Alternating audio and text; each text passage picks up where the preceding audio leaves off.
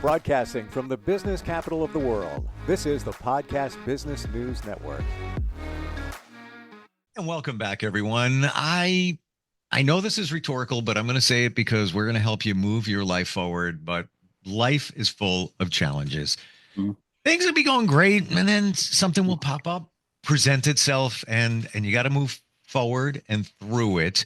It's full of setbacks. How do you come back from that? We're going to talk with a gentleman that has coached many people over many years, many organizations. He works with executives, individuals, business owners, team leaders, all of that. And he's taken these principles and put them in different playbooks. Call it the sports analogy, football, if you will. We're going to look at those playbooks and see how that applies to you moving forward when stuff comes up. And it's great to have him back here. OpenPlaybook is what he offers, and he's Larry Dodd. He's back on the program. Hey, Larry. Hi, Steve. Great to be here today. Wonderful to have you back here. And resilience. That's kind of what we're talking about, isn't it? Absolutely.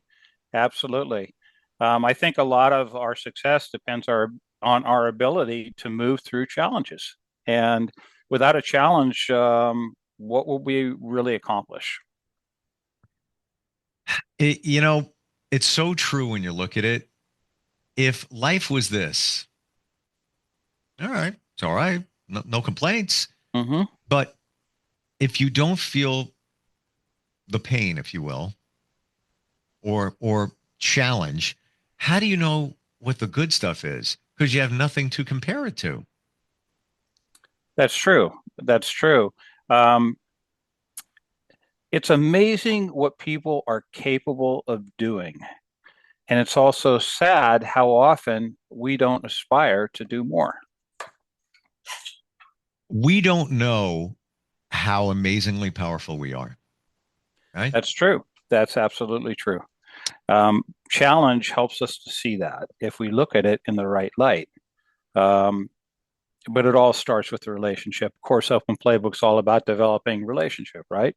First with yourself, then with others, and then through leadership and building others. But it all starts in being able to understand that person looks back in the mirror. How do you know that you know yourself well? Well, I think you can always know yourself better, right?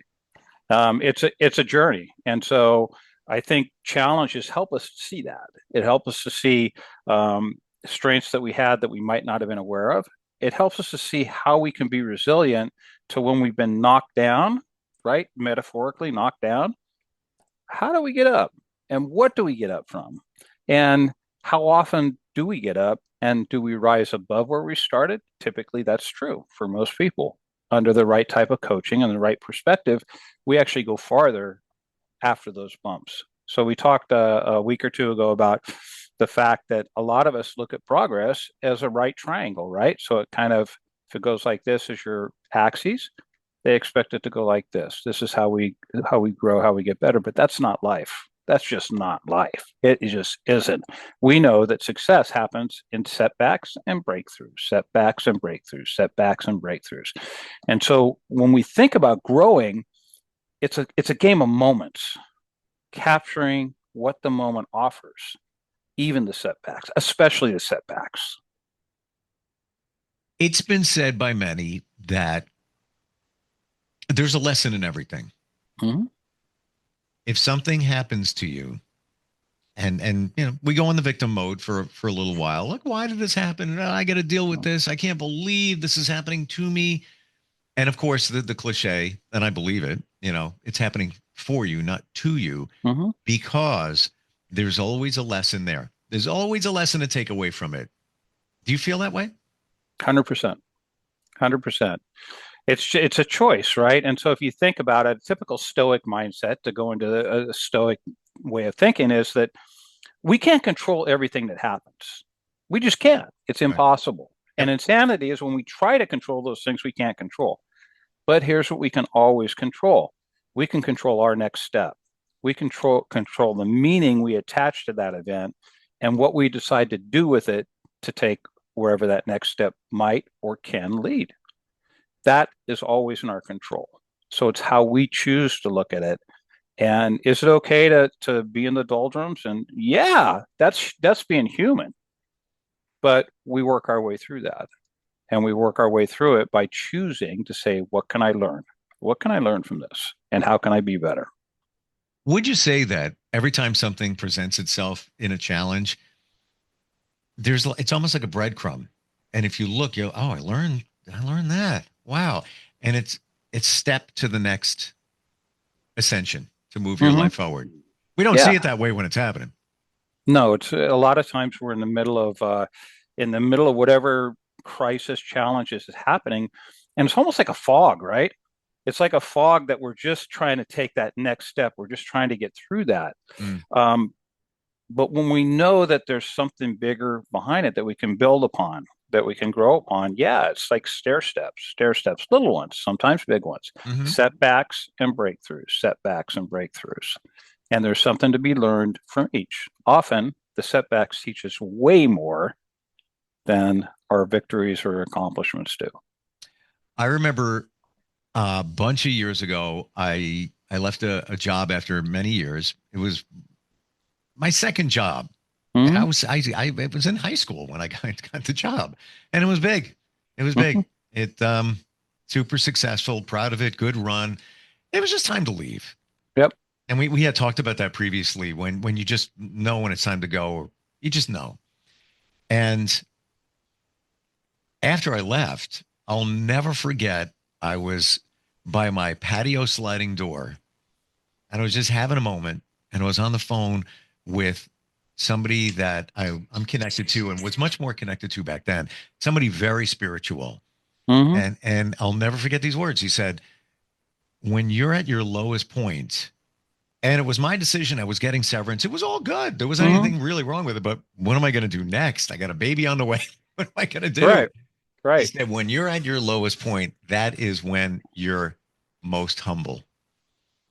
And now, I look back on that, and as we talk, that's when we're to receive all the information and assess it. Because now it's almost like, you got an open wound. So now the medicine can go in, if you will. Yeah, I think it's a great analogy, but it's all about being humble, right? When we're on top of the world, it's easy to think that it's about us. That we did this, we accomplished this, and we did our part. But often, most of the time, other people had a big say and a big part in helping us to accomplish whatever we accomplished. And it's in those low moments when we're taught to be humble, and we're taught to step back and realize that it isn't just about me. No matter what we think it is, it's not just about me. And when we can get in that space, that mental space, we're much more likely to be open to trying new things. And it's those new things that take us up. It's those new relationships often that lead us forward. And we repeat the process. You only lose when you quit. Everybody should write that down on a Post-it note and put it in front of them on their dashboard, at their desk, all of that. There's a sign in the gym that says the only bad workout is the one that didn't take place. That's exactly right. It's the one you didn't do. Yeah. It's the one you didn't do. So a lot of my job, it comes, we talk about OpenPlaybook and the 3 playbooks, and that's really great. They're the how. There's a lot of what to do's that people look at in terms of using a system to approach how they manage their companies or how they manage themselves. But the how, you got to have relationship, and you got to have that strength of relationship to be able to move through this painful period, whatever that might be, and grow from it and get better from it. And so a lot of what I do is try to build that in coaching with people to where we understand one another and I understand where they're coming from.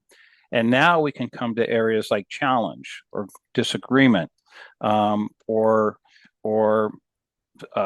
empathy.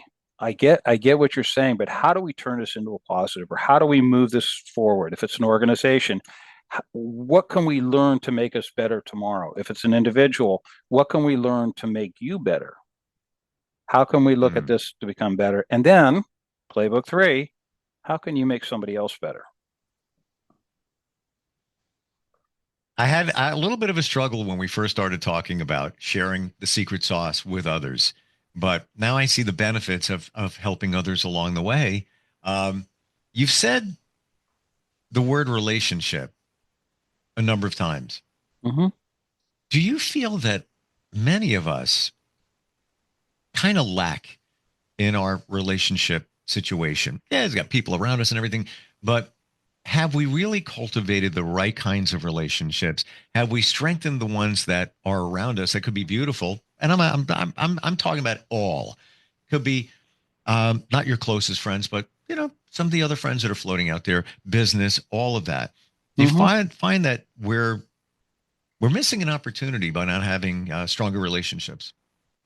Yeah, it just passes in the night, right? Because Mm. it's in how we approach people. If we're approaching of what we have to offer to help make people better, make a situation better, just reach out and make a person's day a little bit better. Like we talked a few weeks ago about the guy in San Francisco, the older man that was walking along, and I started saying good morning, and he wouldn't even look at me. And by the end of the day, he saw me coming, and he was the guy initiating. So it's just those little things, and we create an environment and an air around us where these things start to happen naturally, right? And you never know what connections you might make or what connections you might not make. And I don't know that it really matters if you're doing it all the time. It isn't about what's coming back to you. That will take care of itself, right? But it's about how you're functioning to connect with people. It's all about connection, connecting Mm. with others, right? And often it's connecting with people who will never be able to help you. It's planting that tree you never get to sit under, right? Because when it's ready for shade, you're gone, Mm. right? That's life. So, so yeah, and you'd be surprised at some of the connections. And most of the big jobs that I've had, it's been about people making an introduction because they knew me, not what I could do, but the fabric of who I was, right? And then it's up to me to sell it. And by the way, in that environment, it not only it's a heavier load for me to pull because I have that relationship with them that they felt strong enough to introduce me, um, Mm. that I need to respect. I can't let them down. You feel you have a responsibility. 100%. Yeah. Yeah. Yeah. I hear from, and I've seen this over the years, lots of salespeople, account executives. There are some that are always checking in, always checking in. Just they're in their client's face in a good way. Mm-hmm. Then there's others, and I even when I see their faces, and I haven't seen them in years, but they wouldn't because they were afraid of bad news. Yeah. Yeah. Everything is firing along there. Um, Client spends monthly, it's all good. They're afraid to pick up the phone or reach out to hear, yeah, well, I got you on the phone. You know what? I meant to say we're going to cut back, blah, blah, blah. Um, what do you say to those people? Well, I have a great example actually from my career. Sure. Um, uh, this woman was a recruiter. We deal with recruiters all the time, back and forth. Um, and we had built a relationship. And over the years, we had worked together. And so when she presented me a resume of somebody to look at, I spent about 2 seconds on their resume. And I spent the phone call talking with her about the fabric of who that person is. Because I knew that the resume was close enough. I needed to know about the fabric of that person. She knew me. She knew what I was looking for. She knew the fabric of the people I was looking for. What made them up? What made them tick? What made us go faster? Um, and she could challenge me, and she did. Hmm.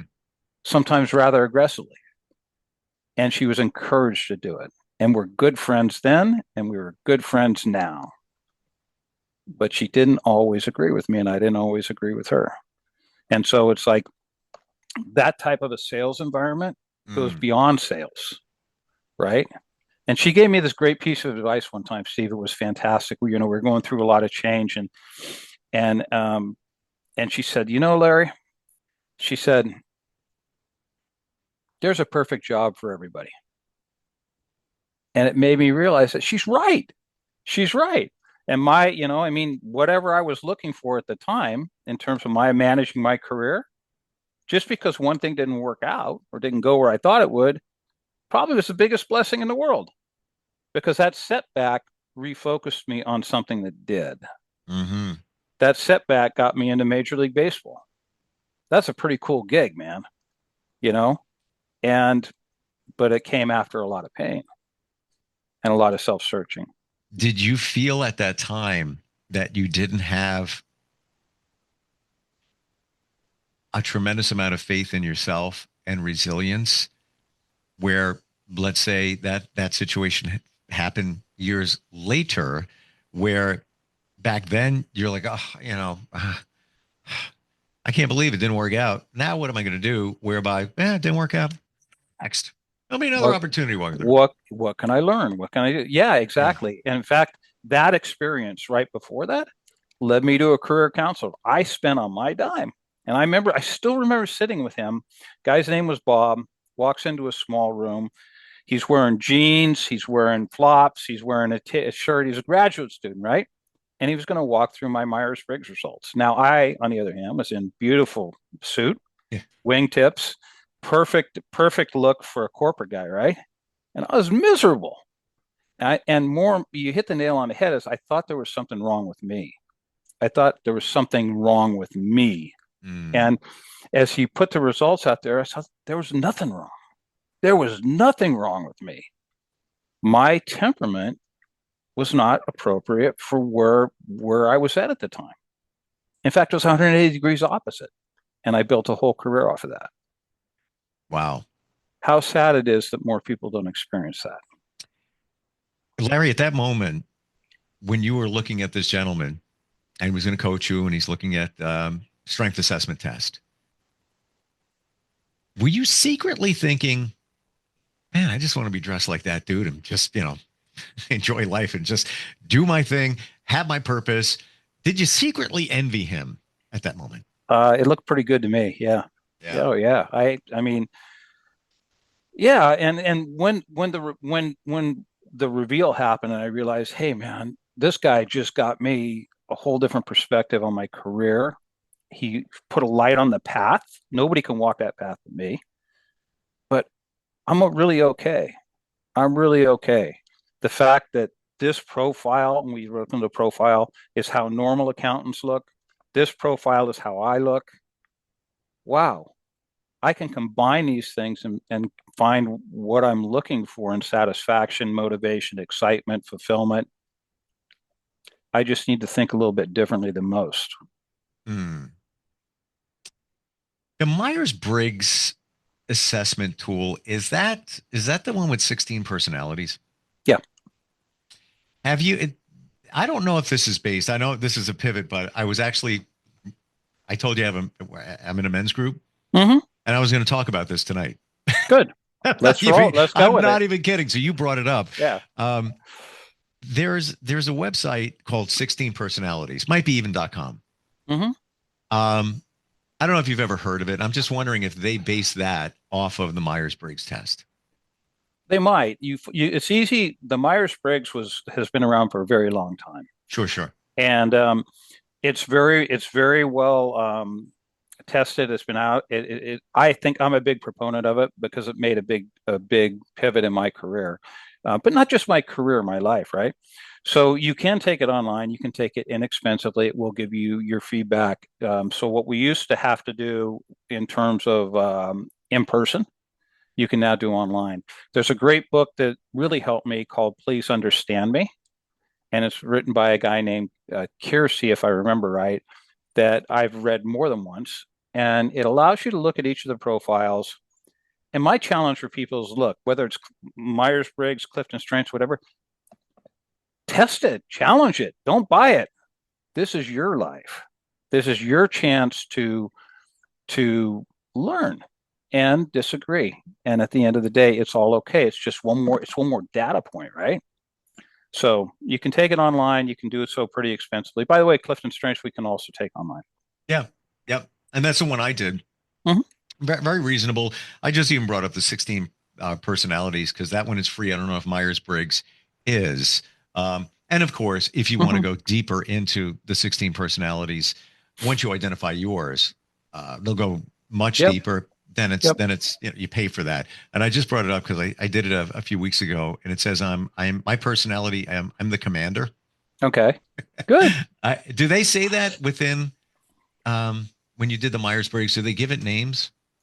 They may have. For me, the significance was uh, typically accountants tend to be introverted. They tend to be sensing, right? They make their decisions on facts and they like one option. That's a traditional way to look at accounting. Mm. So what I saw, and it pinned all the way. It was nowhere near the middle on any of them. I was an extrovert. Imagine that. Um, uh, I was an intuitor. I took in the world through intuition, and so on and so forth. So What you completely. just, Larry, what you just said, I'm staring at for me. I'm not There you even go. kidding. I There just you brought go. up the results. Extroverted, 65%, intuitive, 64%, thinking 51%, judging 69, assertive 53%. Hmm. Interesting. Wow. Yeah. Hmm. I mean, these tools are great. Give you the part about that I love is they give you um, call them celebrities or people that are notable Hmm. Yep. that fit you. I think Yep. for me, I think it was Oprah, Steve Jobs. I'm like, oh, Yep. wow, they got similar traits, whatever. Um, None of this is worth anything unless you use it correctly and somebody is there to walk the journey with you like yourself. Yeah. And you've come up with a formula, you put it into the three Yep. playbooks. I'm amazed how you've done all of this in three playbooks. I really am. Well, thank you. It's super cool. And what to me, that is it identifies your strengths and makes it easy to work with, as opposed to, well, oh wait, you need a different playbook number 43. Right. Here, take that. Just too much to Right. process, too much to work with. How does somebody work with you? How does that happen, Larry? Well, we typically start with Clifton Strengths. That gives us a baseline.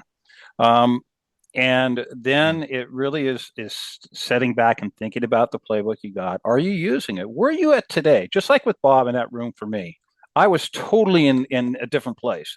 So we start, where are you at? What's missing? What's working? How does this line up? How do the strengths feel? Do they agree? How do the ones at the bottom work? Does this make sense? Now, when we know that, we start going through the coaching basis in a little more directive fashion. What are some of the things you'd like to do? Right. And sometimes what we like to do, we think we can never do because mm. people have told us you can't do it. And I think that's kind of tragic. We have a lot of shiny rocks we chase, but when we find that part of who we are that is authentically us, and we point it at a goal or an objective that feels right, it doesn't matter what anybody else says. It only matters what we think, what we say. How committed are we? Back to problems and challenges. How much fight you got in you? How much grit you got in you? You're going to stay after it. You're going to, and course correct along the way. And so a lot of it is reflecting back with people, trying to think through building the relationship to challenge people in a way if they're thinking might be worth thinking of it a different way. Um, and then sharing my playbook where I got tripped up, Mm. what I would have done different, what I did well every now and then, right? But it's really the lesson is like, here's what my setback and how did I come back from it? Well, you identified something before, and it was based on the strengths working in the accounting world, Mm-hmm. and Oh yeah, that wasn't you. it was not me. No. No, right? the introvert, the extrovert, right there. I'm like, no, Yeah, that, that six. not a perfect fit. But I will say this: the Clifton Strengths, Myers Briggs, all of that, whatever it is, having done it and gotten the information, and then trying to apply the information to yourself and what your goals are Mm-hmm. is out of my wheelhouse. I'm going to be Mm-hmm. honest, and I feel for a lot of people it's the same way, where you get all this information. I don't know what to do with it. I Mm-hmm. need somebody like yourself to break it all Yeah. down in bite-sized chunks and Yep. apply it to my goals, whatever, somebody's goals, direction, all of that. Because I stopped. Yep. Because Yeah. it was just too heavy for me. Right. And we're traveling a path that, I mean, or this, if you look at this as a journey that we never traveled before, right?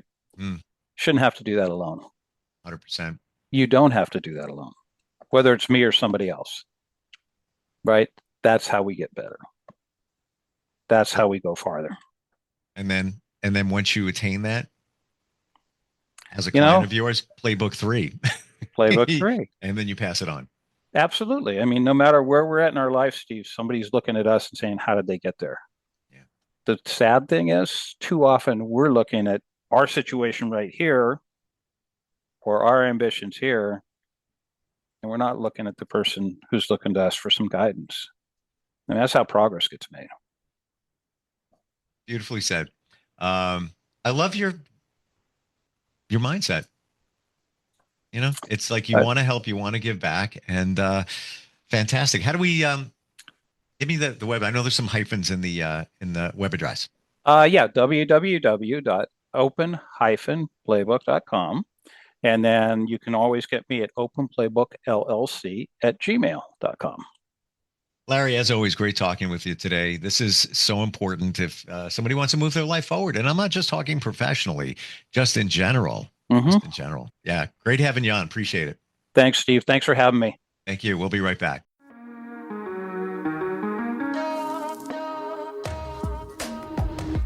Broadcasting from the business capital of the world, this is the Podcast Business News Network.